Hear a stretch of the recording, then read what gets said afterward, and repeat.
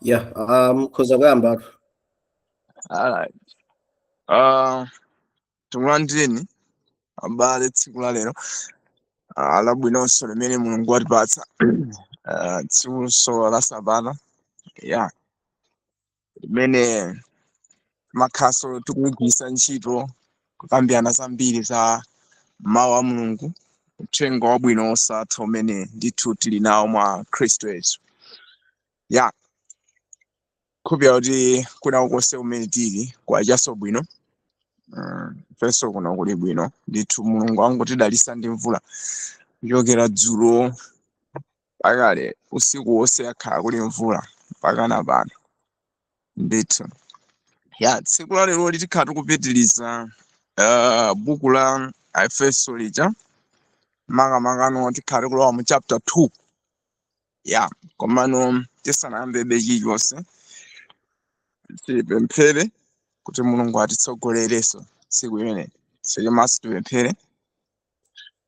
Olemekezeka ndiye inu Atate wa Ambuye wathu Yesu Khristu, amene muli mulungu wathu ku nthawi zonse, amene tsiku la leronso mwatidalitsa ndi moyo, mwatipatsanso ngakhale kuthekera kotinso tikhoza kupezeka ngakhale pa online kukambiranabe za uthenga wabwino umene tili nawo, uthenga wa ufumu wanu umene unakopa miyoyo yathu, ndipo tikulakalaka kuti tsiku la leronso mutsegule mitima yathu ndi kutipatsa nzeru zanu, maka inu Khristu amene muli mkati mwa miyoyo yathu, kuti mutambasulebe fundo zambiri zotithandizira ku moyo wathu wa tsiku ndi tsiku, kuti mmene tikuona umoyo wanu tikazindikire kuti inu ndi amene muli zonse za ife.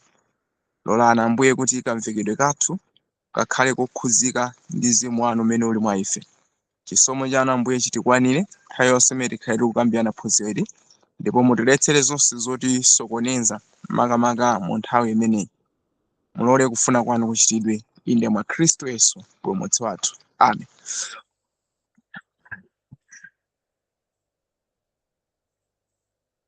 Yeah. Monga ndikunena kuti tsiku la lero tikhala tikupitiriza buku la Efeso, makamaka mu chapter 2. Yeah. Pamutu wokuti kuonekera kwa chisomo cha mulungu. Ya tsiku la lero tikhala tikuonapo nkhani ya chisomo cha mulungu, makamaka chikuonekera ku dziko lapansi. Ndi khupira kuti ndi mbali ya mbiri imene tikhala tikuyikambirana. Tikhala tikukambirana kuchoka mu vesi yake ya 1 kulekeza verse 10 kwa tsiku la leroli. Ya ndi pamene tikhala tikukambiranapo nkhani ya chisomo cha mulungu imene chinaonekera makamaka ku dziko lapansi. Ya mawiki mbuyo apitawo tinalekezapo makamaka ku chapter 1 verse 22-23 kwambiri, imene tinaonabe malire a chapter 1 kuti anathirapo ndi mpingo wa Khristu, umene Khristu ndithu wakhalapo mutu weniweni, mutu wa eklesia. Tikaonano eklesia, mpingo wonse ukukhalapo ngati thupi lace. Khristu ndi amene wadzanza mpingo uja. Yeah, ndi zimene kwambiri tinalekeza mu chapter wa 1. Ndiye tinaonapo kunena kuti aliyense amene akufuna kukhala makamaka mu mpingo wa Khristu Yesu, pali njira imodzi yokha, ndiyo yonena kuti akhale ubatizidwa ndi mzimu wake, kapena kuti mzimu wa Khristu ukhale uli mu umoyo wa munthu. Mali mavesi ambiri amene amatitsimikizira ndithu kunena kuti popanda Khristu mwa ife, ndiye kuti ifeyo tili ngati chabe kwambiri, ndiye kuti sitili akeso a Khristu. Pokhapokha ngati tili ndi umoyo wake, mzimu wake mkati mwathu, pamenepo ndiye timakhala kuti inde tili amodzi mwa iwo amene tikupanga mpingo wake mu nthawi ino ya kumapeto. Ndenu tsiku la lero tikulowano mu chapter 2, imene tikhala tikukambiranapo zinthu zingapo ndithu, koma choyambirira chimene ndidangochinenanso mu chapter 1 titaonapo verse 9 makambapo za chisomo. Apano sopano nkani kuti chisomo tisachiona bwinobwino mu chapter 2, chimeneno Paulo sopano akuchitomphera bwino kunena kuti kodi chisomo ndi chani. Mafunso ena amene tikhala tikukambirana ndionera kuti kodi tikamakamba nkhani ya chisomo timakhala kuti tikukamba chani, timakhala kuti tikulamba chani. chimatanthauza chani makamaka ku moyo wathu wa Chikhristu. Kodi chisomo ndi chimene chinalipo kapena ndi chisomo ndi chimene chilipo kapena chisomo ndi chimene chisakhalebe? Ndi zimene zina mwa izo zimene tikhale tikuzikambirana mtsiku la lero. Khopera kuti Mulunguso atithandizira kwambiri kuti tikhale tsiku lopambana makamaka mu mkambirano umene. Nde tisekula mapapu athu tipite ku Efeso chapter 2 verse yake ya 1. Verse 1 akuti ndipo inu. So inu ake amene akwanira ndoti ndi awa ameneno tikuchoka nawo ku verse 1 kuti anthu ameneno ali apanga mpingo wa Mulungu, inu ndine. Ndipo inu anakupatsani moyo pokhala munali akufa ndi zolakwa ndi zochimwa zanu.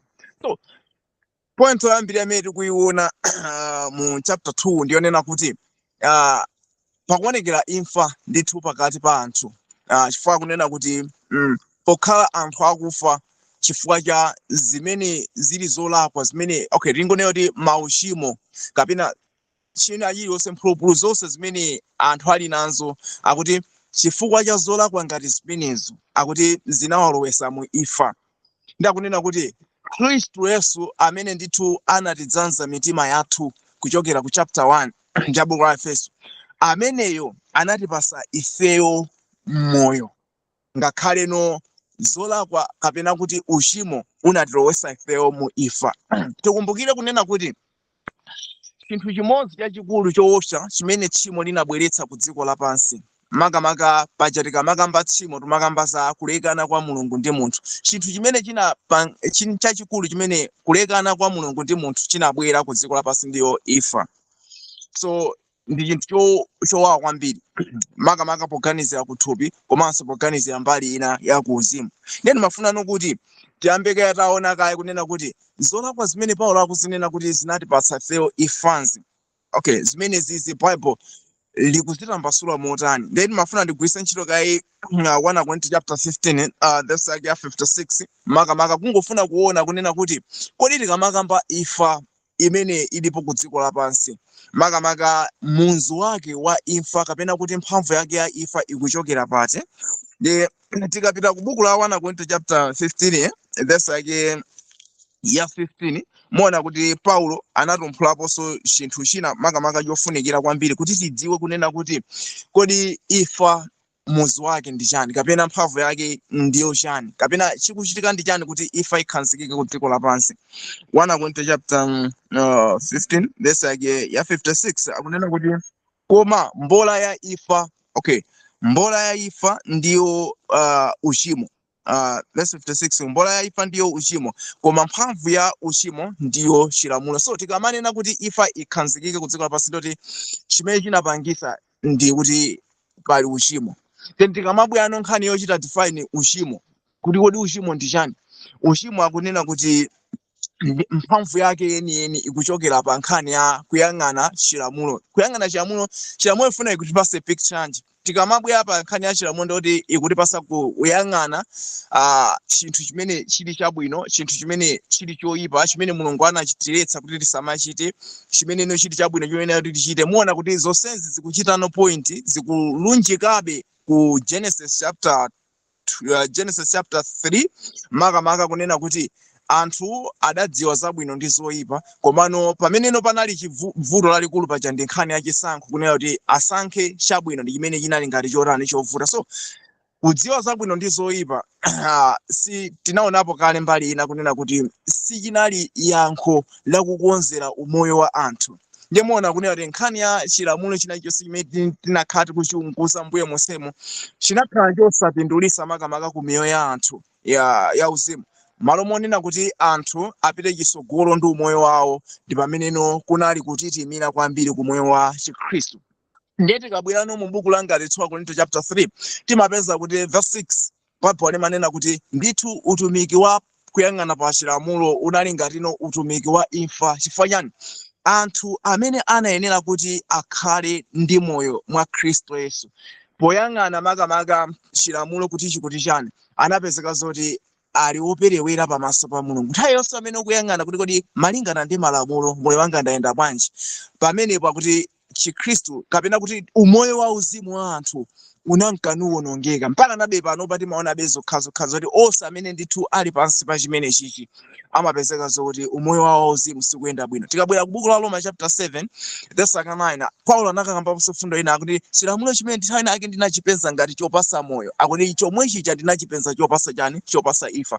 Chinthu chimene ndimachiganiza kuti chifukwa choti iyi ndi cha uzimu, ndikamachisunga ndikachisamalisa bwino chimene chichi chindipanga ine kukhala wauzimu, chimenechi ndinachiona kuti chikundipangisanso ide kuti ndisakhale wauzimu. Ndi zina mwa izo zimene chilamulo tinati pofuna kuyang'ana chilungamo cha Mulungu kudzera mu chilamulo zimene zimakakubweresera ku moyo wako, umapezeka kuti ukukanukana kwambiri ndi Mulungu, ukutayana kwambiri ndi ndani, ndi Mulungu. So Adamu ndi Eve chifukwa cha kulekana kwawo ndi Mulungu kumene kunachitika mu Eden, chifukwa cha kudya mtengo zabwino ndi zoyipa, maona kunena kuti anthu aja anapezeka kuti analandirapo imfa ina imene inabwera ku moyo wawo. So sindifuna kukamba kwambiri nkhani ya imfa imene ilipo yakuthupi imene makamaka singakhale yovuta kwambiri kwa ifeyo anthu achikhristu, imfa yani tikuyembekeza kuti Khristu sazatuka. So mano ndifuna ndikambe imfa ina imene makamaka buku la Roma ikungofuna kuti tingonepo picture cholinga kuti tilumikize bwino ndi buku la Efeso imene ikukamba za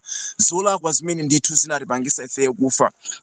Tikabwera ngati buku la Roma chapter 5 verse yake ya 12 ndigwisa ntchito verse 12 ndi verse 14 makamaka kuti tionepo imfa ina ndithu imene inayenera kukhalapo makamaka pa dziko lapansi, koma pa nthawi ino isikukhulupiriraso kuti ikupezekapo chifukwa cha chinthu china. Roma chapter 5 verse yake ya 12 akunena chonchi 5 verse 12 verse 12 verse 12 akunena kuti chifukwa chake monga uchimo unalowa m'dziko lapansi mwa munthu mmodzi, ndi imfa mwa uchimo, choteronso imfa inafikira anthu onse chifukwa kuti onse anachimwa. Ayani mapeza kunena kuti tikamakamba nkhani ya imfa imene ilipo ku dziko lapansi inalowapo chifukwa cha munthu mmodzi, si chinthu chimene wina aliyense akuchipanga payekha kuti akapeze mphoto ya imfa, komano imfa ikubwera chifukwa cha umoyo umodzi. Tikabwera m'buku la Machitidwe chapter 17 verse yake 22 timapeza kuti chifukwa choti tonsefe ndi m'bado umene ukuchokera kwa munthu mmodzi. Paulo anakambapo fundo inaso kunena kuti tonsefe tikuchokera ku m'bado wa munthu mmodzi, Machitidwe chapter 17 verse 22 kuti tikuchokera kwa Adamu mmodzi, tili ngati munthu ndi m'bale amene ndithu kholo lathu ndi limodzi. So chifukwa choti tikuchokera ku kholo imeneja tikunyamula umoyo umene ndithu uli ndi zotsatira izi, kunena kuti chifukwa kuti umoyo wa Adamu unali olekana ndi Mulungu amene ali wa Mulungu wosatha kapena kuti Mulungu wa moyo wachikhalire. Ndeno chifukwa kuti walekana ndi amene chifukwa yake mukuona kuti moyo uja sunapitirirenso kukhala wa ife umoyo wosatha. Zotsatira zake anthu anene kuti azifa ndithu. So mbali ina imene ndikuyinena kuti ndikufuna ndikambe kwambiri ndi nkhani ya kufa ku moyo wina wa uzimu umene makamaka mu buku la Roma chapter 5 ikuyionesera kunena kuti chinayenera kuti chinthu chimene chichi chikhale chikulamulirabe mpaka na nthawi ina yake. Tikabwera makamaka pa verse 14 akuti komatu imfa verse 14, komatu imfa inachita ufumu kuyambira kwa Adamu kufikira kwa Mose, ngakhale pa iwonso amene sanachimwa monga mwa machimwidwe a Adamu, ndiye fanizo la wakudzayo. So tikabwera amene amona kuti imfa imene ikukambidwa kwambiri mu Genesis chapter 3 akuti inayenera kuti ichite ufumu kuchokera pa Adamu amene anachimwa kukafikira pa Mose. So pali zifukwa zingapo zimene ifayani papo likufuna kungoonesa kuchoka pa Adamu kalekeza pa Mose. Mona kunena kuti pali chinthu china ndithu chimene chikuchitika nthawi imene ya mibado imeneyi. So Adamu amene wachimwa imfa ikhale kulamulira kuchoka pamenepo, kapena ikhale ikuchitabe mphamvu kuchokera pamenepo kukalekezera pa nthawi imene Mose makamakano akulekezera makamaka utumiki wake. So tiona kuti kuchoka pa Adamu ndiyoti pamene palowapo chidziwitso cha zabwino ndi zoyipa ndi munthu kuti asankhire yekha kuchita chinthu chabwino. Chonsecho mwa iye mulibe chani, mulibe chabwino. Ndikhulupirira kuti mavesi ambiri akhalukambira napo kunena monga ngati Masalimo chapter 143 verse 10 kuti amene ali wabwino ndi mzimu wa Khristu wa Mulungu yekha. Mzimu wa Mulungu ndi umene uli wabwino. Mu Mateyu chapter 17 Mateyu chapter 19 kani ndi Marko chapter 10 timapezapo nkhani zonse zoti awabwino ndi mmodzi yekha Mulungu. Ndinoona kuti anthu amene analekana ndi wabwino akanakwanisa bwanji kuonetsera ubwino wa Mulungu sizikanatheka. Ndimoona kunena kuti kuchoka pamenepo iwo pakuyang'ana kunena kuti adziwa zabwino adziwa zoyipa okhasankhire chabwino, vuto limene linakhala likulu kwambiri ku moyo wawo. Zotsatira zake anapezeka zoti akulekana ndi Mulungu. Anthu amene anayenera kuti atulusepo zipatso za chilungamo, zipatso za chilungamo zinalekeka. Ndiye kwambiri Bible likuonesera kunena kuti panabwerano ngati imfa imene ikuchita ufumu. Nene mafuna ndigwiritse ntchito ngati chitsanzo cha mtengo. Mtengo tikati wauma umakhala kuti wafa ndithu sungakwanisiso kupereka zipatso zina zilizonse, kapena munthu amene akakhala kuti wamwalira amakhala kuti sangaperekeso chipatso china chilichonse, kapena kuti sangachiteso chabwino china chonse chimene anayenera kuchichita ali ndi moyo. So mwanjaina ubwino umaonekera kwa chinthu chimene chili ndi moyo. So chinthu chimene chafa sichingakwanisiso kuchita ubwino wina uliwonse. So tikaona makolo athu munda mwa Edeni, ndiye kuti imfa imene anayilandira yayikulu ndiyonena kuti anthuwa anayenera kuti azibala zipatso zabwino. Zipatso zabwino zake ziti umoyo wa umulungu, kapena kuti chiyero chonse, chikondi chonse, kapena khalidwe lonse limene limaliziwa nalo la umulungu kuti linayenera kuti ndithu lizikhala likutumphuka mwa iwowa. Komano chifukwa choti iwowa ngati mtengo asiya kulumikizana ndi wina ameneno ali ubwino, kapena kuti amene ali chipatso chenicheni choyenera ku moyo wawo, ndemona kunena kuti malo nomukatulusa zipatso zoyenerera, anthu aja kuyamba kutulusa chani zipatso zovunda. Mwanjira ina monga wakufa chimene chimayembekeza ndiyonera kuti ayambe kuvunda, ayambe kuola. Ndiyo mwanjira ina munthunso amene wachoka mwa Mulungu, wachokanso mwa Khristu, sanayeneranso kuti aonesere makamaka zipatso za Khristu. Chifukwa ndi zosatheka munthu amene wali kandi Khristu aonesa zipatso za Khristu. So ndiyo mwanjira zipatso zimene zikubwera ndizo zovunda. So ndiyo mwanjira munthu uyu akuyenera kuti alandire umoyo wina ngati kungakhalenso kotheka kuti akabwese zipatso. Ndiye ndifake Paulo mu buku la Efeso akugwiritsa ntchito maonena kuti Khristu anayenera kuti atipatse ifeyo moyo, atipatse ifeyo moyo. Chifukwa chani ifeyo tinafa ndithu kuzimene tinayenera kuti tizizitulutsa ngati ana a Mulungu, sizikutulukanso chifukwa choti Mulungu sali umoyo wathu, kapena kuti Mulungu sakutsogolera umoyo wathu. So tikabwererano ku vesi yosatira muona kuti Paulo akufuna kuti ationesereno kunena kuti kudino Mulungu umoyo umenewu anatipasa bwanji, makamaka mu buku la Efeso umoyo umene unabwera bwanji. Efeso chapter 2 verse yake ya 2 akuti zimene munayendamo kale monga mwa mayendedwe a dziko lapansi lino, monga mwa mkulu wa ulamuliro wa mlengalenga wa mzimu wakuchita tsopano mwa ana akusamvera. So chachikulu fundo yakuti kwenaso tikumbukire kunena kuti buku la Efeso ndi uthenga umene ukupita kwa anthu amene ndi amitundu. So tikanena anthu amitundu ndimaona kuti ndi anthuso amene alibe mwa iwo wa Mulungu, plus apo amenenso alibe chiyang'ano cha kutsogozedwa ndi Mzimu wa Khristu. Komano tsopano apapa ndi anthu amene aphunzitsidwa kunena kuti angakhale bwanji mwa Khristu Yesu, angakhale bwanji mwa Mulungu. So mu chapter 1 ndi imene Paulo anachitaka expound, kapena anafotokoza bwino kunena kuti mwa Khristu akhalamo ngati Mzimu wa Khristu uli mwa iwo, kapena ngati anthu onse ali mu umoyo wa Khristu Yesu azakapezeka zoti akuchita za Khristu. Neno akuwakumbutsa za umoyo wawo umene nthawi ina yake anayendamo kale. Ndakunena kuti moyo umene amayendamo kale unalino umoyo ofananafanana ndi mkulu wina wa ulamuliro wa mlengalenga amene ali wa mzimu wakuchita tsopano mwa ana akusamvera. So tikaona mkulu amene the priest uyu muona kunena kuti si wina ayi ndikoma ndi mphamvu ina imene ili yochokera kwa Satana, kapena kuti amene pa nthawi ina yake ankazika Lucifer, amene makamaka anaonetsera makamaka chikhalidwe china chosiyana kwambiri ndi chikhalidwe cha Mulungu cha ubwino chimene chimapezeka pakukhala ndi Mulungu mwa iweyo. Ndeno Lucifer paja anachita anazindikirapo kunena kuti pali ubwino wina ndithu umene ukhoza kupezeka kunja kwa kukhala ndi Mulungu. Chifukwa choti anthu mwadziwa chabwino ndi choyipa, inuwo mukhoza sankha chabwino, ndeno kukhulupirira kuti muzakhala ngati Mulungu. Ndi zimene zinali ganizo la Lucifer. Ndeno chinthu chimenechi ndi chimene chinakhala chikuyenda. Tikaona makamaka mibado yonse makamaka imene idakhalapo kumbuyo, umoyo uwu wa Khristu Yesu usanafikire ku dziko lapansi, kapena Khristu Yesu asanaonekere kuzapereka moyo kapena kuzawapulumutsa anthu ndi kuwachotsa mu zovunda zonse za uchimo umenewo. Ndimona ndi dziko lapansi lakhala likuyenda mu chinthu chiti lakhali kuyenda mu chinthu chimenechi kusamvera kumene kuku komano ifeyono pali njira imeneno mulungu anayigwiritsa ntchito. Yes, verse yake ya 3 akuti amene ife tonse, okay, ife tonsenso tinagonera pakati pawo kale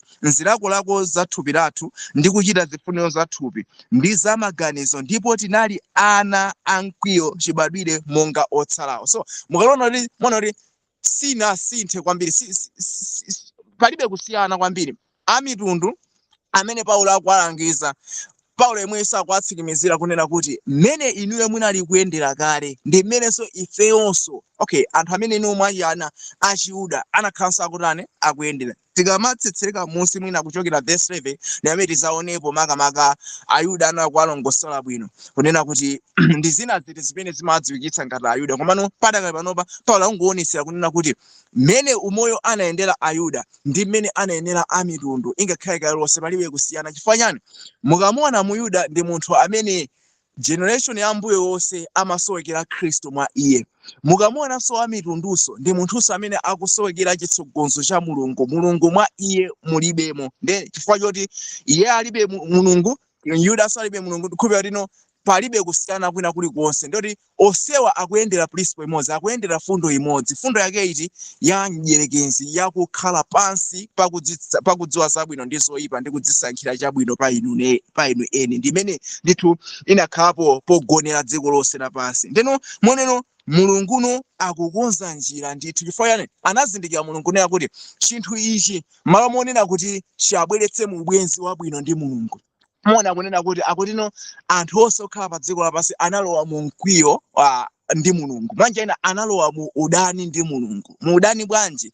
Munthu wakhala kuti walephera kuchita zimene zili pakhalidwe ngati lawo mulungu, sukukwanisa kuchita zimene mulungu amafuna. Ndikukhulupirira kuti palibenso njira ina yonena kuti ungakhale pafupi naye, umalakaka kukhala naye patali. Manja ina tipeketsa munthu uli ndi bwezi, so bwezi lako lija sukuchita zimene iye amakondwera nazo. Ndikukhulupirira kuti zimenezi ndi zimene zimapangisa kuti maubwenzi akhala akusweka. So chomwechonso anthu poona kuti akulephera kuchita chifuniro cha mulungu, mukakumbukira mene anayendera ana Isaac, mukaona akangolephera china chonse chimene mulungu amafuna, muona kuti anthu aja samakhumbira ngakhale pang'ono kuti mulungu akhale pafupi nawo. Mwachitsanzo mukabwera ngati pa phiri la Sinai mukaona kuti mulungu atangoonekerapo pamene pachapa muntambo nayamba kulankhulapo chapter 19 ndi chapter 20. Muona kuti anthu pa anafika ponena kuti mulungu asayankhule ndi anthuwa. Manja ina kuti anthu aja anafika poziyeza kunena kuti ife sitikuyenera kukhala pafupi ndi mulungu, ife sitikuyenera kuyankhulana ndi mulungu, ndife anthu osayenera.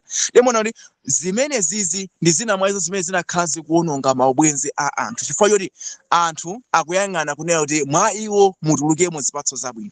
So chifukwa choti zipatso zabwino sizikutuluka, akhale yanjiso pafupi ndi mulungu. Muona kuti anthu anapangano chisankho chonena kuti akhale kutali ndi mulungu ameneyi. So mukabwano mu buku la Roma chapter 7 mukaona kuti nkhani yonse imene inabweretsa mu mkwiyo imene kapena inabweretsa mu udani onsewo ndi chifukwa yonena kuti anthuwa anali akuthupi paja. Kunena kuti buku la Roma kunena kuti ati aliyense amene akuyenda ngati umoyo wakuthupi akuti umamuyika iye mu udani ndi ndani? Ndi mulungu. Chifukwa yani munthu amene ali kuthupi, munthu amene alibe mzimu wa mulungu, nzosatheka kunena kuti angakapange cha uzimu chimene chili cha umulungu. Ndeno zimene zizi zinawalekanisa kwambiri, zinalekanisa m'bado wonse okhala pa dziko lapansi kuti sungakhalenso pafupi ndi Atate.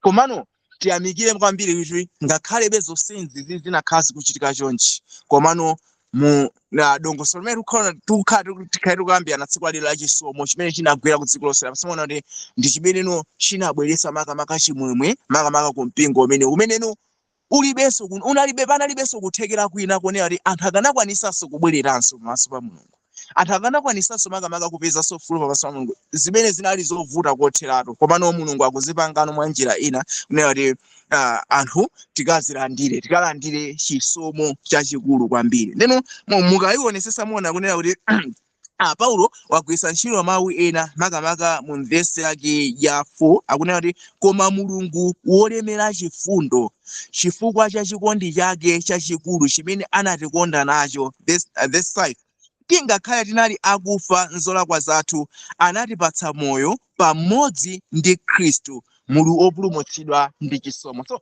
ngakhale izi zinali chonchi kunena kuti ife anthu fesi tinalinso weni amaso pake kunena kuti tikatchedwanso ana ake chifukwa cha zovunda zolakwa zonse zimene zinali pakati pathu. Komano chifukwa choti mulungu ndi olemerabe mu chifundo plus apo ndi ochulukabe mu chikondi akuti ifeyo ndithu anatilola kuti tikhale nawonso moyo. Komano moyo umene uwu sionena kuti tiupeza patokha ayi mwakuyesetsa kwathu kapena mwa ntchito zathu, akumati akuti ndi umoyo umene watipatsa nawo pamodzi ndi ndani? Ndi mwana wake Khristu Yesu. So muona kuti Khristu Yesu tinakambirana kale mu chapter 1 kunena kuti ndi amene anakhalapo chiwombolo cha anthu chifukwa cha imfa imene anayionesa ku dziko lapansi, kuzafa pa mtanda paja, kuonetsera chilekano cha mulungu ndi munthu.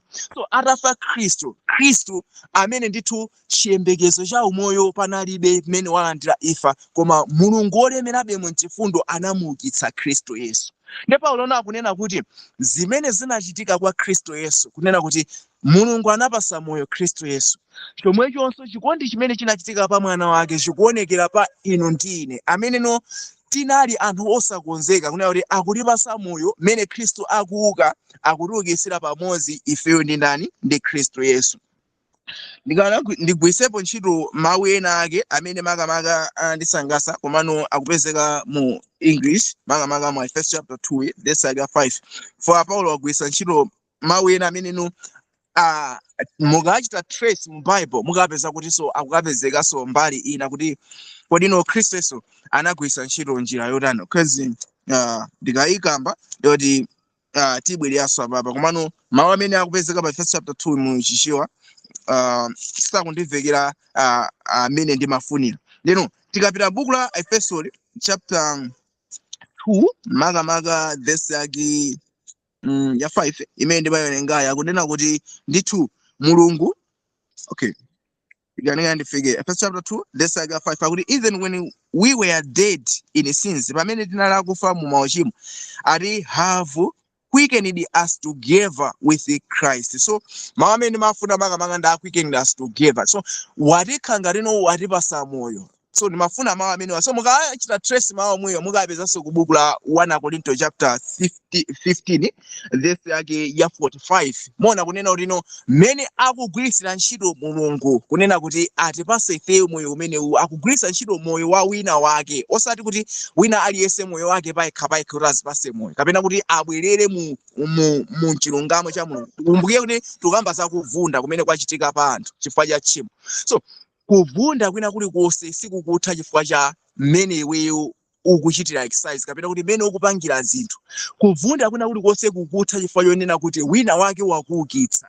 Mmene makamba zoti wakufa akafa chimene chimatsala ndi choti avunde. So wina aliyense amene walekana ndi mulungu zotsalira zake ndi kuonesera khalidwe lonyasa. So khalidwe iliyonse lonyasa silikutha chifukwa yonena kuti munthu akuyesetsa, komano chifukwa yoti wina wake wachita kukuukitsaninso kuti mulowe mukuchani muchiyanjano china cha chikhalidwe chabwino chimene chili cha mulungu. Lero tikabwera amene mulungu akugwiritsira ntchito ndi pamene tikuona kuti mulungu anagwiritsa ntchito umoyo wina wa munthu umodzi. Tikapita 1 Korinto chapter 15 verse 45 muona kuti akugwiritsa ntchito ngati Adamu achiwiri.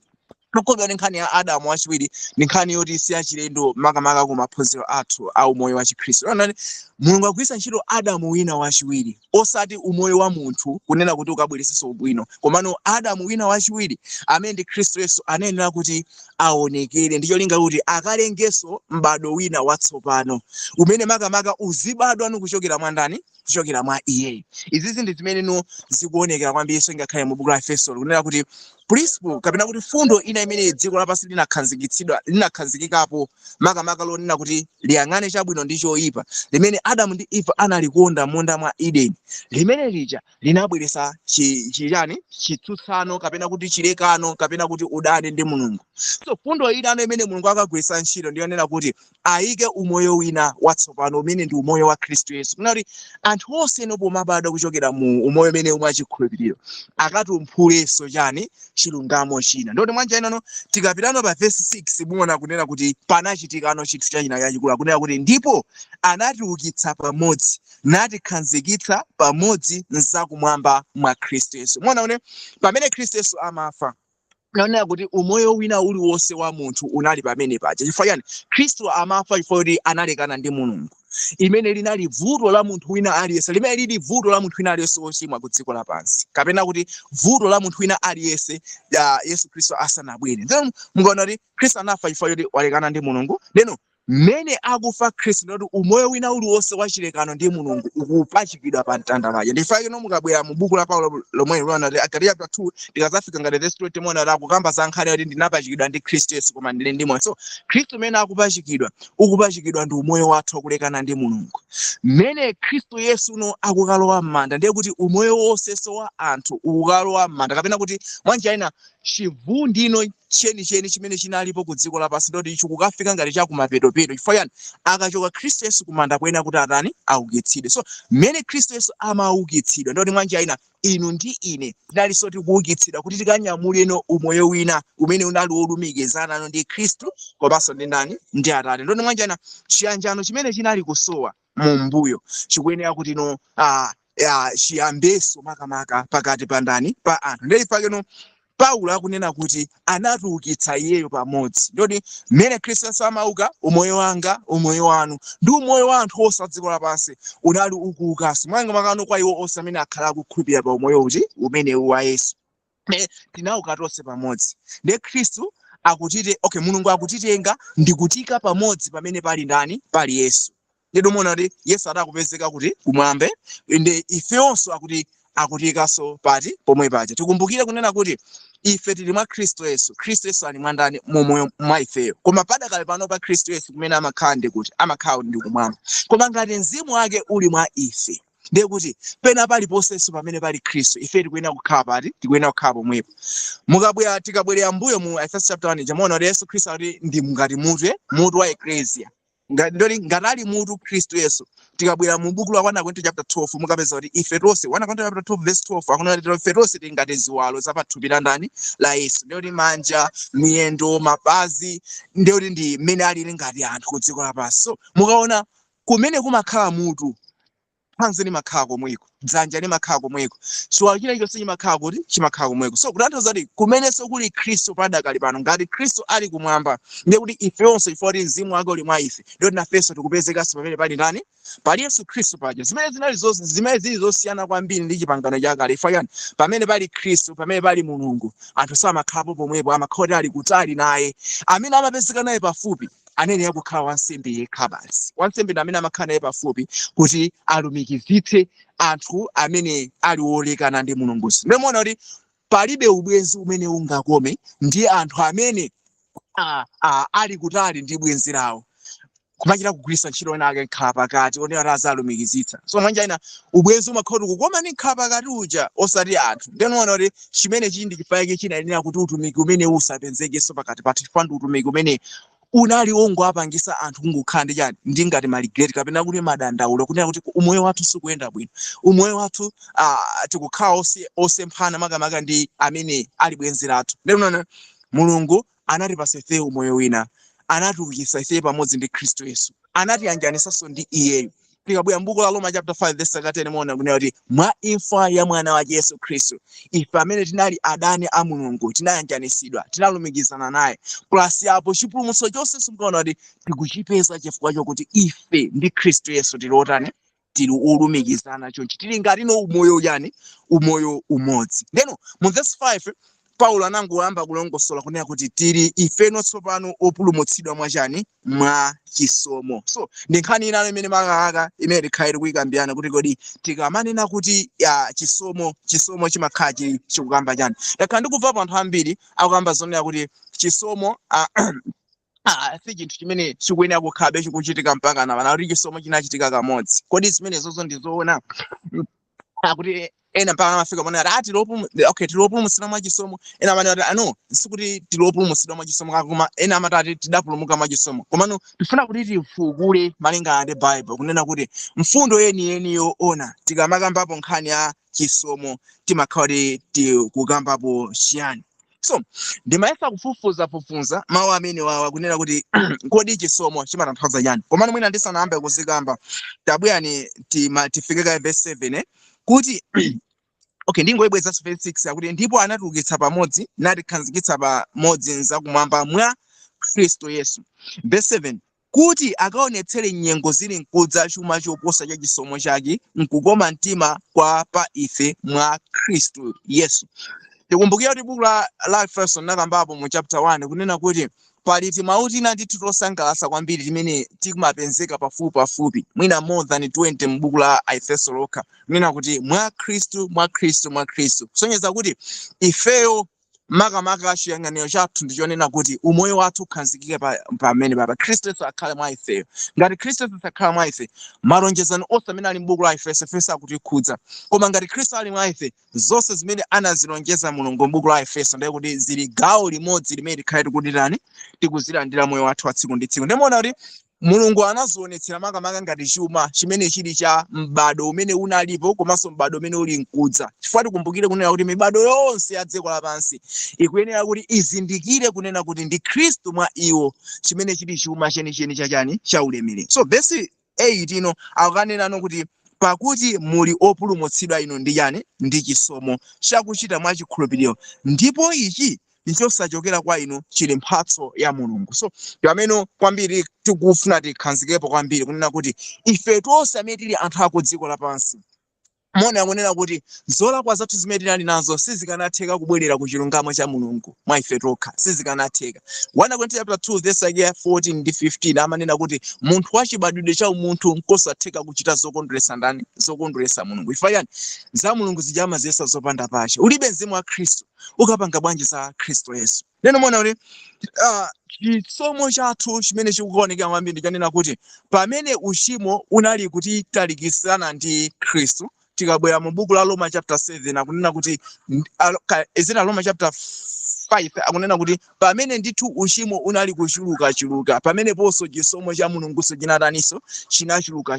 Ndoti mwanja ina anthu kusowekera kuliraliranso kuyang'ana kuti Mulungu atifikira liti kunali kwakukulu kwambiri. Fayani akuona kuti mwakuyesetsa kwawo sikungakhozenso kwabwezesanso pamaso pandani pa Mulungu. Ndimona kuti tchimo likamachuluka mu mibado ya mbuyo makamaka kwa ana a Yuda ndi imene makamaka imapasa chiyang'aniro chachikulu kunena kuti akuyenera kupeza mwana wankhosa. Mwana wankhosa ndoti kuchita symbolize kuonesera kunena kuti akuyenera kupeza Khristu amene akuyenera ndithu kuwapasa chiyanjano chabwino ndi ndani ndi Mulungu. So muona kuti chisomo chinachuluka kwambiri chifukwa cha umoyo wa uchimo. So tikamaka pano nkhani ya chisomo ndi chani? Mukayiona na verse 8 akunena kuti ife tonse apa dziko lapansi tili opulumutsidwa ife mwa chisomo chimene tizikhala tikuchita nacho mwa chikhulupiriro chapandani chapa Khristu. Nde kumapeto kwake akumalizitsa kuti chili chochokera ku mphatso, si chochokera kwa ife ayi koma ndi mphatso. So mukayifufuzaso mawu kuti chisomo akuti ndi chinthu chimene munthu umachitiridwa komano iweyo usanapangepo kena kalikonse. Mwanja ina ndi chinthu chimene wewe umangopasidwa usanachigwirire ntchito ina iliyonse. Chifukwa ukangogwirira ntchito chimene chonse chikhala chisomo. So ndimafuna ndibwere ku point yonena kuti anthu amene amakamba zonena zokuti anthu adapulumuka mwa chisomo ndi anthu amene ali abodza. Chifukwa chani mukanena kuti adapulumuka mwa chisomo ndi chimene chidachitika kale, ndoti mwanja ina padakali pano ukuyenera kuchita ntchito kunena kuti iwe chisomo chija chikugwere. Zimene zili zosiyana kwambiri ndi chisomo, chifukwa chisomo si chinthu chimene ukuyenera kuchigwirira ntchito. Ngati ukuchigwirira ntchito sikhaso chisomo, sikakhaso mphatso. Mphatso ndi chinthu chimene umangolandira mwaulere. Komano pali zinthu zina zimene munthu amayenera kuti achite kuti alandire mphatso. Mwachitsanzo tikabwera ngati amene imachitikira m'midzi makhoza kukhala nyakwawa akhoza kulengeza kunena kuti kubwalo kukhala zolandira tikhala kuti kulandirisa chimanga. So chimangacho kuti munthu achilandire kuti mwanjana ndi chaulere, ndipo kuli mphatso imene ilandire chimanga kwa ina aliyense amene akufuna akapezeka kumeneko. So ukakapezeka kumalo kuja umaona kuti umakhala kuthekera kupeza mphatso ija kulipo ndithu, chifukwa yonena kuti iweyo uli pafupi ndi ndani, uli pafupi ndi amene akupereka chani, akupereka mphatso. Ndeno umaona kuti chachikulu chimene chikuyenera anikaye ndakaye pang'ono ndiyambekenda alesa notification zino azimbiso kunenza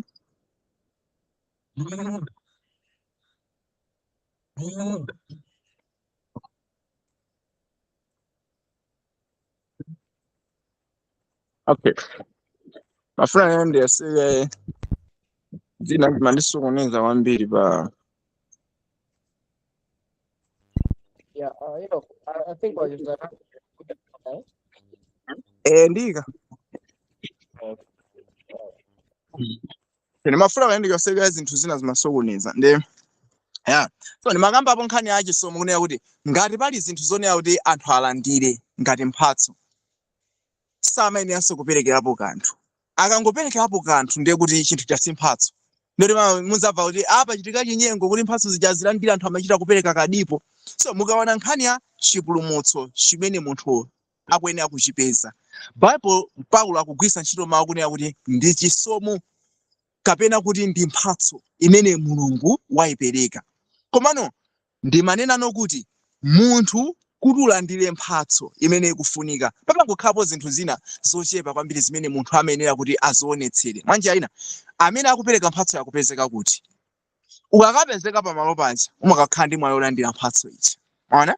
So chimene imafuna lero ngonyamula phansi lako ndikapezeka pamene pali mphatso paja basi ukalandira chinthu ichi ndikuwasangana nacho ku moyo wako. So tikabweranso ku nkhani ya mphatso ya chipulumutso imene Mulungu akuyipatsa. Okay. Pali mphatso imene ya chipulumutso ndiye pali mphatso ya chilungamo. Fano mukabira ngati mu verse yake ya 9 akunena kuti tosachokera ku ntchito kuti asadzitamandire munthu aliyense. So tikamuyano nkhani ya kudzitamandira nole mwanjana ntchito imene akudzitamandira nayo ndi iti. Ndakhala ndikupanga izi ndikhala olungama. Malamulo a Mulungu awa ndikuwasata bwino bwino ndifake zandifikisa. So Paulo ona akunena kuti izizi sizochokera ku ntchito kunena kuti muzikhala muzitamandira kunena kuti ineyo ndakwanisa kupanga izi ndapangisa panizi. No. Zonsezi zimene zizikachitika ukuku ku moyo wa Chikhristu mwapulumutsidwa ndi mphatso. Mwapeza chilungamo ndi mphatso. Afilipi chapter 3 verse ya 9. Ndikupezeka chilungamo osati chilungamo changa yanchama. So mwapeza chilungamo ndi mphatso osati chifukwa zimene niwe mwachita. Mwapeza kuwonderedwa maso pa Mulungu ndi mphatso. So mphatso zino kuti muzilandire mwapanga chani. Mphatso zonsezi Mulungu akuzitenga chilungamo, chipulumutso ndi kuzika mu moyo wa wina amene ndi ndani? Kristo Yesu amene no amaonekera kuti ndi Adamu achiwiri. So wina aliyense chimene akuyenera kuchita ndi kungolandira chinthu chimene Mulungu wachidzanzamo kapena kuti Mulungu chimene wachikamo mphatso zimene zizi. Ukangolandira chimene chichi ndiye kuti wanyamula zimene Mulungu anayenera kuti azipereke kwa m'bado umene unali naye kutali. Ndio muona kuti pompono ndi pamene no chimwemwe cha munthu chimamba kuoneka. 1 ndapulumutsidwa, 2 ndalungamisidwa, 3 ndiye kuti ndapeza yani moyo osatha. Ndio so sezino Paulo angozikamba kuti izizi sizimachokera ku zimene iwe wachita. So mwanjana akati zimene wachita ndi yani. Okay, akungopeka picture yakulonena kuti makosa anawa kapena kuti na history yose mbuyo mose munthu kunena kuti apeze kuwonderedwa pamaso pa Mulungu panene kuti achite zimene Mulungu adazinena zimene zinali mu malamulo ndithu muchitire izi. Komano tikabwera mu system yonse imene Mulungu anayipereka timapeza kuti zero palibe ngakhale munthu mmodzi amene anafikirapo ingakhale kuphatikiza mediator kapena kuti khapakati amene ananyamula chinthu chija Mose. Ne bana sanafikirepo pa chifuniro chimene chacha anapeza kuti anayiphera ndithu. Deno Mulunguno wapereka njira ina imiyonera kuti okay pabwera chisomo ichi chonera kuti muchilandire. So inu ndi ine chimene tikuyenera kuchita ndiyonera kuti tisazikakamize makamaka kuchita zinthu zimene zinalephereka kale. Makamaka kunena kuti zitithandize makapeza chisomo ichi. Chifukwa chisomo ichi ndiyonera kuti tingochilandira komano pogwisa ntchito chikhulupiriro. So enano pali vuto lalikulu lonena kuti anthu akuyesera kukakamiza kunena kuti alandire chisomo chimene chichi cha Mulungu nkuchitanso zinthu zina zimene iwowa mwina akhonza kuzichita zimene zingati ntchito zakuyang'ana pa malamulo a Mulungu. Tikumbukire kunena kuti muli maverse ambiri ndithu kunena kuti mwachitsanzo ngati 1 Timothy chapter 1 verse 9 kunena kuti chilamulo sichilika kwa munthu wolungama komano kwa munthu amene ali wopha mayi wopha atate wauchita kuseruzika kuna kosi kapena ochita chigololo anyozo. Lero muona kuti nkhani ya kupeza chilungamo chimene chichi sichifukwa yoti mwapasidwa chinthu china chake. Chifukwa chilungamo cha Mulungu ndi okay sichifukwa yoti mwachita china chake koma chilungamo cha Mulungu ndi chifukwa yoti mwapasidwa umoyo wina umene uli wachani uli wabwino umene no buku la Efeso likutsimikiza kuti mwa Kristo Yesu. Lero mafuna kuti titsatire kwambiri kunena kuti kodi chisomo malingana ndi Bible linachikamba motani. Ndi chifukwa chani makamaka chinthu chi Paulo akuchitsindika kwambiri kunena kuti tonsefe anthu aku dziko lapansi tili opulumutsidwa chifukwa cha chisomo chimenechi. Neni ngomaliza kale mavesiwa verse 9 ndi 10 then kenako ndibwere mu nzophati mu zina zimene Paulo anazikamba mu mabuku ena. Mwanjena verse 8 ndiyibwerezetso pakuti muli opulumutsidwa ndi chisomo chakuchita mwa chikhulupiriro, ndipo ichi nchosachokera kwa inu, chili mphatso ya Mulungu. Verse 9 chosachokera ku ntchito kuti asadzitamandire munthu aliyense, pakuti ife tonse pakuti ife ndife chipango chache olengedwa mwa Khristu Yesu kuchita ntchito zabwino zimene Mulungu anazipangiratu kuti tikayende mmenemo. So fundo yayikulu imene tikuyenera kukumbukira kwambiri ndiyonena kuti umoyo umene tikuyenda nawo padakali panopa ndi chipangonso chimene chinachitika Adamu ndi Eve atagwa mu uchimo kapena kuti atagwa mkulekana ndi Mulungu. Sitimasankha moyo umene tikuyenera kukhala. Munthu akabadwa samasankha moyo umene akuyenera kukhala, koma amayenda moyo umene ulipo kale. Mwachitsanzo, mbuzi ikamabadwa imakhala kuti ndi umoyo kale wa mbuzi, singakapange chisankho chokakhala umoyo ngati wa nkhosa. Chifukwa yani umoyo wa mbuzi umakhala ulipo kale uchokera kwa kholo. So munthu sakamabadwa ndoti akubadwa ndi umoyo wina umene Adamu anaosankha kale olekana ndi Mulungu, umene ulibe ubwino wina uliwonse. Lero tikabwerano ku chisankho ichi chimene Mulungu atipatsa cha namba 2 ndiyonena kuti inu ndi ine tikhulupirire. Paja kunena kuti Yesu akukhulupirira Khristu Yesu amene yakuti sachitisidwa manyazi azapulumutsidwa ndithu, monga Yohane chapter 3 verse 16 kuti Mulungu anakonda dziko lapansi nakoleka Khristu Yesu, noti onse okhulupirira iye asatayike koma akhale nawo moyo wosatha. So mmene ife tikukhulupirira Khristu Yesu, ife tikukhulupirira Khristu Yesu, umoyo wake umene unakhalapo wabwino ndithu, umene unaonesa chilungamo ndithu, umene mwa Yesu munapezeke tchimo banga kapena chilema china chilichonse. Chifukwa titakhulupirira umene uwu, then tikukabadwa ndi moyo wina umene Paulo akunena kuti ntchito imene tikayende nayo, umoyo umene tikayende nawo, zipatso zimene tikazitulutse si zimene inu ndine tizizitumphula tsiku ndi tsiku, zimene tiziyeserera kutumphula, koma ndi zinthu zimene Mulungu anazichitiratu predestinate kapena kuti zimene anazikonzeratu kunena kuti anthu onse amene azakhulupirire ndi kunyamula umoyo umenewo azayenda monga uti ameneyo. So monga mwa Adamu uja oyambira uja anthu tikuyenda ngati meyo ngati tili mu moyo umene uja, chomwechonso ngati tili mu moyo wa Khristu Yesu, Khristu Yesu amene ali mwa ife, tisapezeka kuti tikuyenda munjira kapena kuti mu moyo umene Yesu anazawonesera kale pa dziko lapansi, makamaka mu zaka zimene anakhala akutumikira, umoyo okhulupirika, umoyo opanda banga opanda chilema, ndi umene anthu azayendenso kuti alowa mu m'bado wina umene ndi wachani, ndi watsopano komano mwa Khristu Yesu. Ndeni mpaka Paulo anakunena kuti si chinthu chonena kuti ndi chimene niyo mwachita. Chifukwa yani Mulungu zinthu zanazikonza kale komano kuti wina aliyense azilowe, akungozilowa ndi chani, ndi chikhulupiriro, angozanda ndi chikhulupiriro. Chifukwa ino mukabwera ngati mu buku la 1 Timothy chapter 6 verse 12 amanena kuti limbanayo nkhondo ya chikhulupiriro. So iwe chimene ukuyenera kuyesera ndiyonera kuti ungokhulupirirebe kapena kuti uzingokhulupirirabe umoyo umene uli mwa iweyo, chifukwa ndi umoyo umene uli ndi kuthekera kuchita zonse. Tikabwera mavesi ena timapeza zonena kuti Khristu ndi amene akuchita mwa ife. Mwachitsanzo Philip chapter 2 verse 30 Khristu ndi amene azichita mwa inu. Agalatiya chapter 2 verse 20 Khristu kuchita mwa inu. Mu Yohane chapter 15 verse 4 inu ndinu anthambi, Khristu ndi mpesa weniweni, simungathe kubala zipatso ngati Khristu sakha mwa inu. So Khristu ube kuchita mwa ndani mwa inu. 1 Thessalonians chapter 5 verse 24 iye wakuitana inu alokhulupirika ndipo azachichita. Khristu Yesu ube kuchita mwa ndani, mwa munthu. So chimene munthu akuyenera kuchita ndi chani, apitirire kukhulupirirabe ndi kunyamulabe umoyo umene mphatso imene Mulungu anayipereka. Chifukwa yani akangoyisiya mphatso imene iyi osayinyamulanso ndiye kuti mwanjena zonse zimene zili mkati mwa mphatso zimene Mulungu anazika munthu sakakwanisanso kuzitumphula. Chifukwa yani walekana ndi kaposhoni kapena kuti kampati kamene Mulungu anakapereka kunena kuti munthu azikagwiritsa ntchito. So chachikulu imene tikuyenera kuchita ndiyonani anthu apitirize kuyang'ana, apitirize kugwirabe, apitirize kukhala nawobe umoyo umenewu wa Khristu Yesu. So mona lino alibe sonkhani yonena kuti munthu angazitamandire kunena kuti ine ndimachita bwino kuposa ena onse, ndimapanga izi zakudya zanga ndimadya izi, kapena malamulo a Mulungu kapena Sabbath ndimasunga chonchi. si nkhani ya zimene niwe mwachita, koma ndi umoyo umene unachita kale mwa inu, umene mpaka na panono ukhale ukutumphulabe zipatso zabwino paliponse pamene niyo mukutani mukukhulupirira. Ndifake Paulo akugwisa ntchito izizi ndi mphatso si zimene ife rarani tachita. Nene mafuna ndipeke zitsanzo zine na ngati makamaka mu buku la Aroma chapter 4 makamaka pa nkhani ya chisomochi.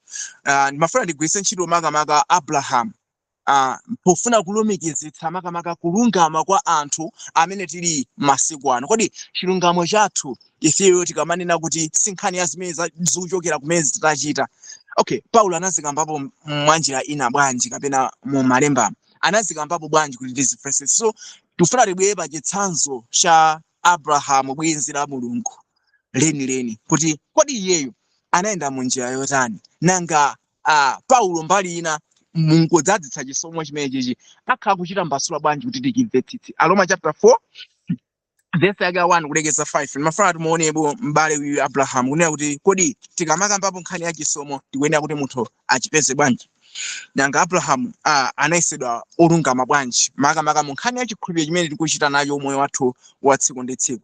Verse 1 akuti ndipo tsono tidzanena kuti Abraham kholo lathu monga mwathupi analandira chani. Verse 2 pakuti ngati Abrahamu anayesedwa olungama chifukwa cha ntchito iye akhala nacho chodzitamandira koma kulinga kwa Mulungu ayi. So tikabwera nkhani ya Abraham kuti ayesedwe olungama, of course kuli mavesi ena ngati buku la Aroma Yakobo chapter 2 nada anayesedwa olungama ndi ntchito, koma tikabwera mu Bible timapeza zoti Abraham sanayesedwa olungama ndi ntchito. Genesis chapter 13 tuyambie Genesis chapter 12. Genesis chapter 12 mene amaitanidwa Abraham pakati pa kholo lake so limene linalibe chiyanjano chabwino ndi Mulungu. Chifukwa mukapeza kuti kholo la Abraham Tera linali limene so limakhulupirira mafano, inali ndi materafe. So mukachoka pa Abraham amene akuitanidwa amenepo, Abraham iso ndoti sa Mulungu samazidziwa. Genesis chapter 13 Mulungu amene anamuyitana akumuwuza kuyenera kuti apite. Genesis chapter 14 then Mulungu akuyamba kupangana naye zinthu zina. Verse chapter 15 ndi pamene Abraham atangomutulusa kumuonetsera mbumba imene azakhale naye kuti azakhala atate wa dziko lapansi. Abraham atangoyang'ana kumwamba ndi kungokhulupirira ataona nyenyezi akuti kwa iye kunayesedwa ngati chani chilungamo. So muona kuti china chilichonse chimene Bible linazikamba kuti Abraham anapanga izi, anapereka nsembe, anapanga mdulidwe, zonsezi muona kuti si zimene zinampasa Abraham chilungamo. Chimene chinampasa Abraham udakhala olungama pamaso pa Mulungu chifukwa choti anangokhulupirira zilizonse zimene Mulungu adazinena. Ndeno tikabwera kuti Abraham anayesedwa olungama chifukwa zimene anachita ndoti ndi zimene Mulungu akunena apa zikhala zosiyana. Chifukwa Paulo akunena kuti koma kulinga kwa Mulungu chani iyayi. Ndeno tikabweranso ku nkhani ya anthu amene tili mu mbado uno komanso mibado ina iliyonse ili mkudza kuti tikapeze chilungamo pamaso pa Mulungu, kukondweredwa kwathu sikuyang'ana pa malamulo amene ali ku dziko lapansi. Aroma chapter 3 verse 21 amene kuti chilungamo cha Mulungu chionesedwa chopanda chani chopanda chilamulo. Okay, chilungamo cha Mulungu chionesedwa chopanda kusunga chani chilamulo ndani linachitira chani umboni. Komano timapeza kuti chilungamo chikodi chikupezekano bwanji kuti ndicho chilungamo cha chikhulupiriro cha pa Kristu Yesu. So ngati mukukhulupirira Kristu Yesu, umoyo wa Kristu Yesu ndi olungama kale ndi wabwino kale, umenewo ndi umene wapasa iniwo chani chilungamo chonse kumoyo wanu wa tsiku ndi tsiku. So Abraham akuperekano akukhanga ngati chitsanzo cha onse mbumba imene ibwere yolungama ku dziko lapansi. Tikumbukire kuti mu buku la Galatiya chapter 3 Bible kunena verse 6 akunena kuti ife tili mbewu ya Abraham, ngati tili ana achikhulupiriro, ana onse achikhulupiriro ali mbewu ya Abraham. Mwachina ifenso kuti tikapeze chilungamo chathu pamaso pa Mulungu sikachipeza pa zimene tachita. Ifati tikazipeza pa zimene tachita ndoti tukazitamandira pamaso pa Mulungu. Mulungu ndoti akamakatipasa akatipasa ife mphatso ya moyo wosatha tiziona kuti watipasa ife tapanga zakuti pamene si zimenezo ayi. Tikabwera ngakhale mbuyo mumene tikapeza kuti Adamu ndi Eve chinthu chimene anapasidwa koyambirira mu Eden, dziko lapansi kuti likhale m'manja mwawo, palibe chimene anachita kuna kuti alandire dziko lapansi, koma Mulungu anangozipereka kwa ulere. Teno inu ndine tikapeza bwanji chipulumutso mu nthawi ino makamaka munkudzera pa zimene zachita pamene ndikale lonse Mulungu anangozipereka zinthu zija mwachikondi kwa anthu. Ndimona kuti mu Aroma chapter 4 Paulo akufuna kuti tumphulira chinthu china chokondweretsa kwambiri kunena kuti Abrahamu bwenzi la Mulungu sanapeza chilungamo chifukwa cha zimene iye anachita. Akanakhala ndi zimene anachita ndiyoti akanazitukumula. Koma muona kuti ulendo wake onse wa Abrahamu anayesedwa olungama ndi chikhulupiriro chokhachokha. Ndese akafira kuti pakuti lembo litani ndipo Abrahamu anakhulupirira Mulungu ndipo chinawerengedwa kwa iye chilungamo. So that's zimene zikuchokera mu Genesis chapter 15. Kuti Abrahamu anakhulupirira kenako kwa iye kunayesedwa chani chilungamo. Ndeno verse 4 ndifuna ndilumikize ku nkhani ya chisomo chija akunena kuti ndipo kwa iye amene agwira ntchito mphotho siwerengedwa ya chisomo koma ya mangawa. So tikabwera ku nkhani yonena kuti chisomo chija ngati chisomo iniyo mungadalire kuti muchite kuchigwirira ntchito kapena kuti muyesetsere nacho posunga malamulo onse a Mulungu. Ndoti iniyo mukamakalandira zinthu zija siya chisomonso ndi cha mangawa.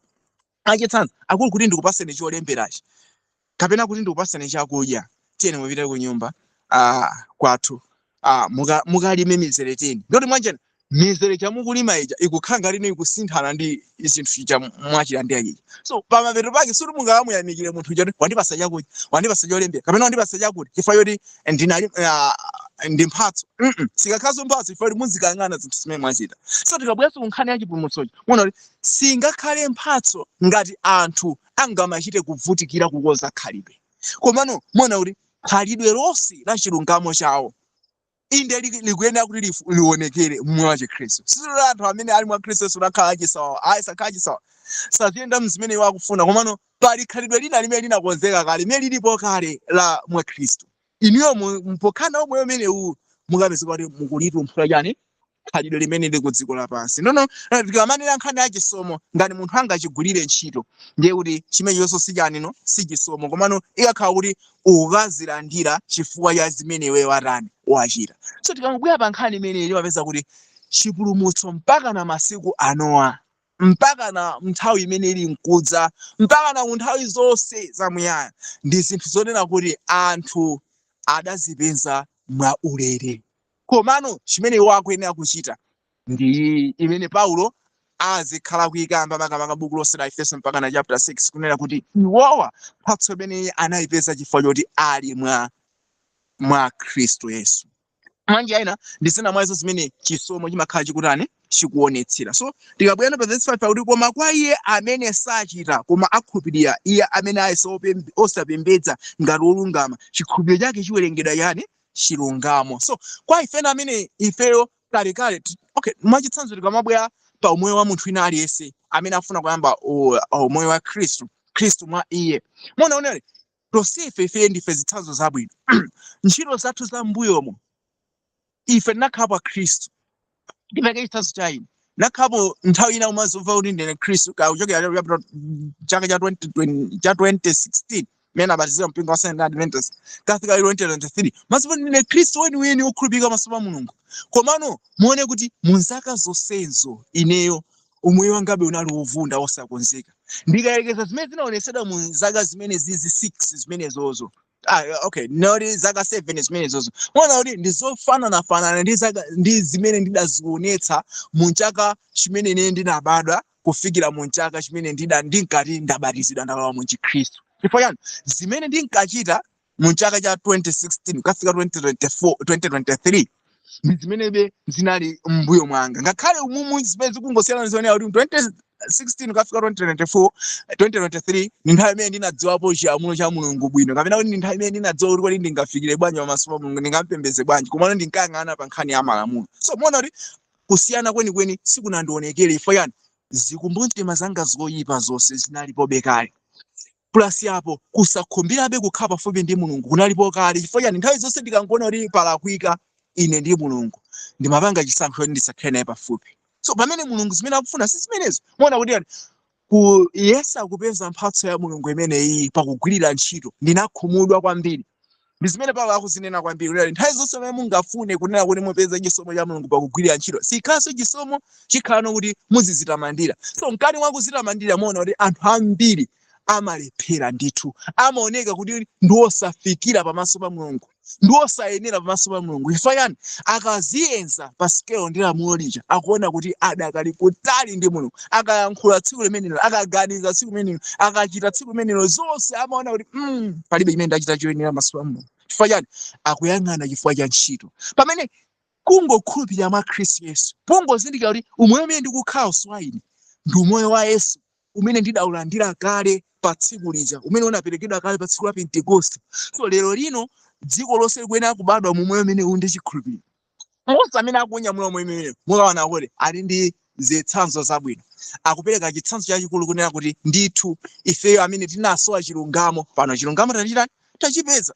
Tikaona buku la Roma chapter 9 verse 31 akunena kuti amitundu ndithu kuyambira verse 30 ndi 31 Aisraeli pofuna kupeza chilungamo cha Mulungu ndi ntchito ndi malamulo sanafikira ngakhale pang'ono palibe ngakhale mmodzi amene anafikira koma amitundu amene analibe chilungamo cha Mulungu anachifikira chilungamo chicha koma anachipeza bwanji ndi chikhulupiriro pandani pa Yesu Khristu. Somwe naonera kuti zonse zino chifukwa kuti mwachipeza ino chifukwa kuti ndinu anthu oyeretsedwa ndinu anthu amene muli opulumutsidwa mukapeza kuti ino mukukhala moyo osangalala chifukwa chani zonse zimene Mulungu anazilonjeza muli nazo kale.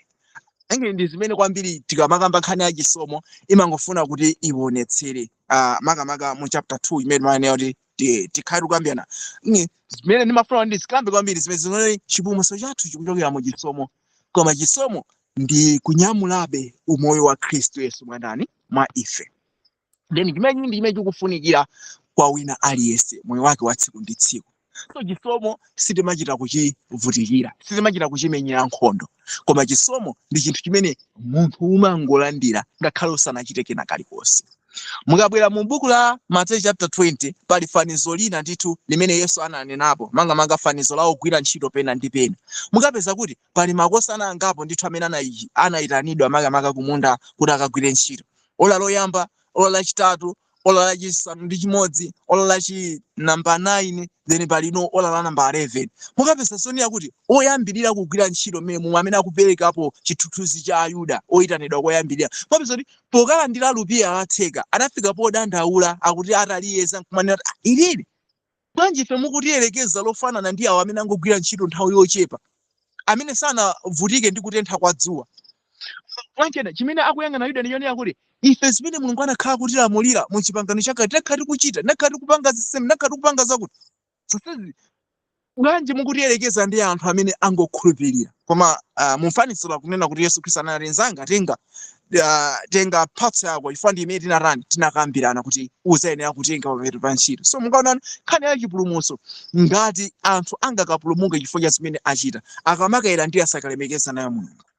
Komano mukangoyang'ana pa nkhani yonena kuti ine ndinali wolephera ndinali wakutali ndi Mulungu koma chifukwa cha umoyo wa Yesu mwa ine wanditumphulira chilungamo chimene ndikale lonse sinakwanisa kuchionesera zimenezo zikakupangitsani kukondwera pamaso pa Mulungu. Ifayani muzikamuona Mulungu okoma mtima kwambiri. Ifayani paka nangopanda mphatso imene iyi ine ndinali kutali ndi Mulungu ine sindikanakwanisa kutani kupulumutsidwa. Manje ndi zimene Paulo akufuna kuzika mu malingaliro a ife tonse kunena kuti tikhulupirire mwa Khristu Yesu tiyang'ane pa Khristu Yesu tinyamulebe umoyo wa Khristu Yesu.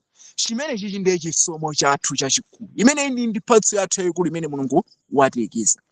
Kubalitsiku lero ndikhala ndikulekeza pamenepa kufikiranso tsiku lina imene tidzakhala tikupitiriza kuchokera pa verse 11 mwatsika m'munsi imene tikaonenso zina mwa izo zimene ndithu zimalekanitsa dziko lapansi zimene zimalekanitsa dziko lapansi. Zina mwa izo ndikupita ndizakhala ndikuzikamba mmene mukunati ndi zinthu ziti zimene zimalekanitsa mipingo ndi zinthu zimene zimalekanitsa dziko lapansi kunena kuti lisakalandire zinthu zimene Mulungu anazipereka.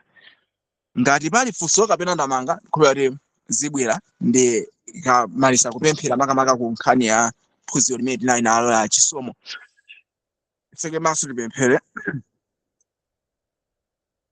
Wolemekezeka Mulungu wathu ino amene munali muli ndipo muli nkudza amene koposaposa pambali pati ndinu Mulungu wamphamvu koma ndinu Tate wathu amene munatikonda ife ndi kutilowetsa mu chiyanjano cha ife ndi inu mu moyo wa mwana wanu Khristu Yesu umene tsopano ndi umoyo wathu masiku ano.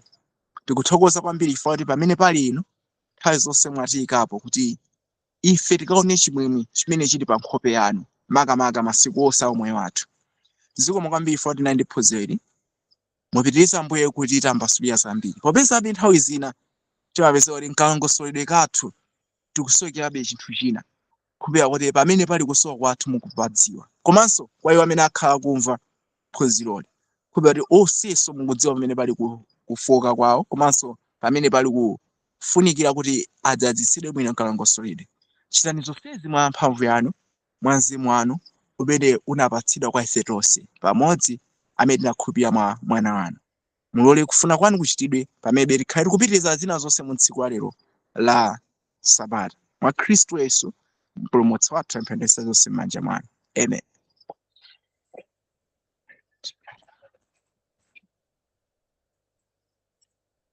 Ndamaliza.